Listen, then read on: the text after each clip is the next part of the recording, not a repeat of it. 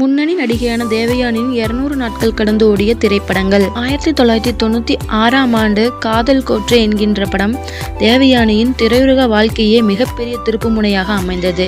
மிகப்பெரிய வெற்றியும் பெற்று தந்தது. 200 நாட்களுக்கு மேல் திரையரங்குகளில் ஓடியது.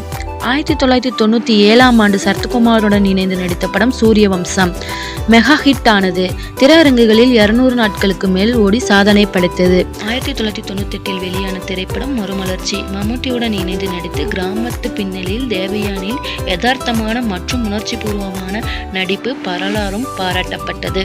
200 நாட்கள் கடந்து வெள்ளி விழா கண்டது. 2000இல் பாரதி என்கின்ற திரைப்படம் சிறந்த நடிகைக்கான விருதை தேவயானிக்கு பெற்று தந்தது. பாக்ஸ் ஆபீஸ் சிறப்பான வெற்றியையும் பதிவு செய்துள்ளது. 2000இல் வெளியான தெனாலி இப்படம் தேவயானியின் முக்கிய கதாபாத்திரத்தில் நடித்திருந்தார்.